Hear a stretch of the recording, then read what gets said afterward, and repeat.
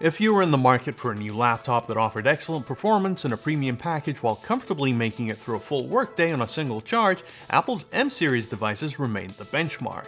But if you dared to dream of actually owning your device to repair it, upgrade it, and keep it running for years, for the longest time there was really only one choice: a framework laptop.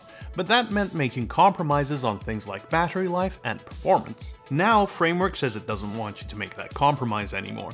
The new Framework Laptop 13 Pro promises up to 20 hours of battery life, a sleek CNC machined chassis with a smooth graphite finish, an all-new haptic trackpad, a custom-designed 2.8K touchscreen display, and a meaningful set of efficiency upgrades sprinkled throughout, all in the same familiar Framework 13 form factor. And that form factor has been around for 5 years now, delivering on the promise of upgradable and repairable laptops. Since 2021, we've seen 7 mainboard upgrades, a camera upgrade, and a screen upgrade. That's to say nothing of the various expansion slots that are regularly updated. Just looking at the exterior of the Framework 13 Pro tells you a lot. The newly redesigned CNC machined chassis offers greater rigidity over the old aluminium stamped body, but the anodized graphite finish also gives the device a very premium feel. Build quality has traditionally been one of Apple's clearest advantages. MacBooks feel dense, rigid, and precisely assembled in a way that many repairable laptops simply do not. Framework has certainly come a long way in addressing this, but a more premium chassis only matters to us if it can still come apart.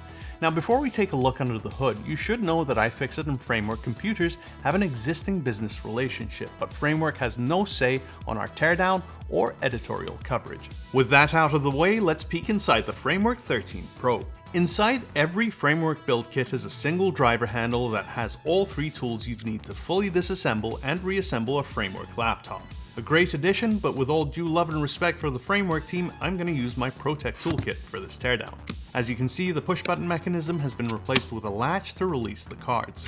This brings the Framework 13 Pro's chassis design in line with the Framework 16, which also adopts a latch mechanism. There are 5 captive torque screws to undo, after which I can open the laptop up and separate the magnetically attached keyboard and trackpad tray and unplug it. Notice here the extensive markings inside the machine, from QR codes that lead to manuals to brightly colored orange tabs that make it easy for fixers and learners alike to easily find the cables that need to be disconnected. This is the gold standard of repairability on display. As with all teardowns of portable electronics, my goal is to get to the battery first, so it's great to see that Framework continues to prioritize access to the battery in the 13 Pro without resorting to messy adhesives. The 74.5 watt-hour battery in the Pro is a significant upgrade over the 61 watt-hour battery of past Framework 13s.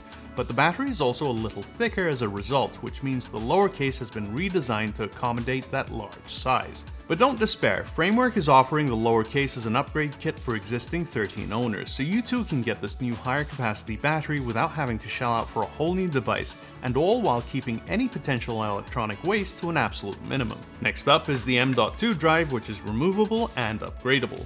No real change there, but what has changed is the new socketed modular LPCAMM2 memory module. It replaces the older SODIMM modules, and it's a key technology in delivering both performance and power efficiency without soldering components to the board, something the M-series MacBooks fail at. I first saw LPCAMM2 back in 2024, where the promise of non-soldered, high performance and low power draw memory was still fresh off the drawing board, and again a little more recently inside the Lenovo T14 Gen 7. That laptop scored a staggering 10 out of 10 for repairability. LPCAMM2 modules are composed of 3 parts: the outer cover, the memory module, and the interposer that makes a solder-free connection to the board possible. Despite the wording on the cover, this mainboard actually supports up to 96 GB of memory, though the highest capacity currently available is 64 GB at an eye-watering $1,600. That's too rich for my blood, but it's nice to know I have the option to upgrade if I ever need more RAM and I'm bored of having 2 kidneys. The wireless card is up next, and it looks like a mini PCIe card, but it's actually Intel's proprietary CNVio design.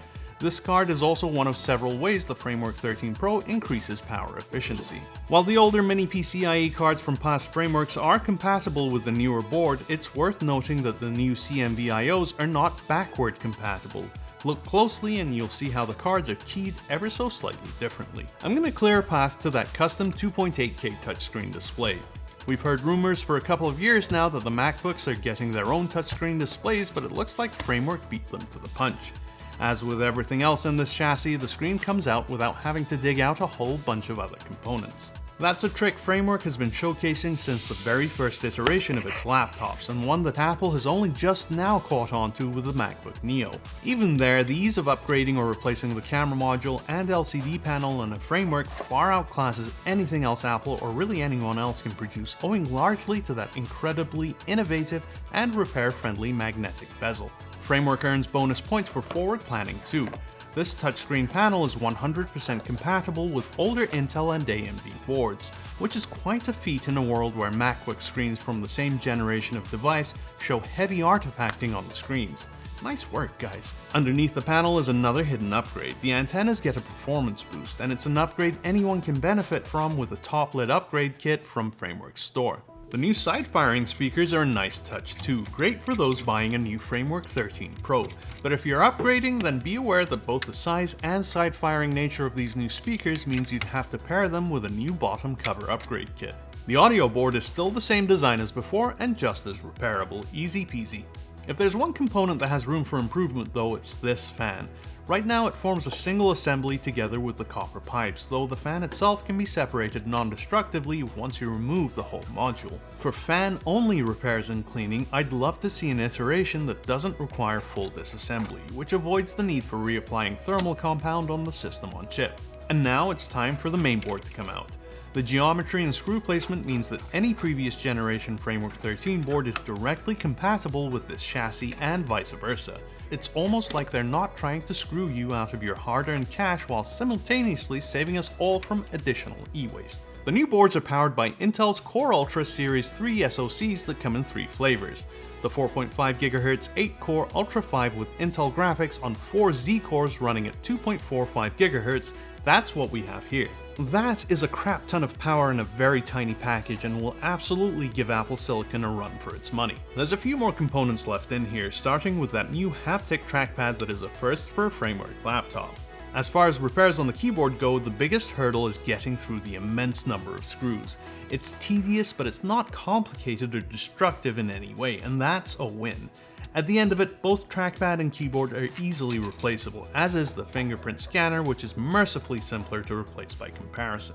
This trackpad, keyboard, and the power button with integrated fingerprint reader is all sold as a standalone upgrade kit. The Framework 13 Pro, just like all the other Framework devices we've seen to date, remains repairable, upgradable, and highly moddable. But if you're not interested in any of those things, why should you care? The bottom line is that this is hardware designed to be owned by you.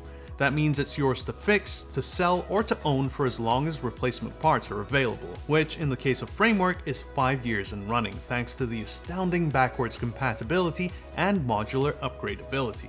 Ultimately though, the purchase choices you make with repairable hardware like this means that when you're ready to move on to another laptop, this device will live on in another form, whether that's as spare parts for another Framework 13 or a salvaged mainboard powering any number of projects.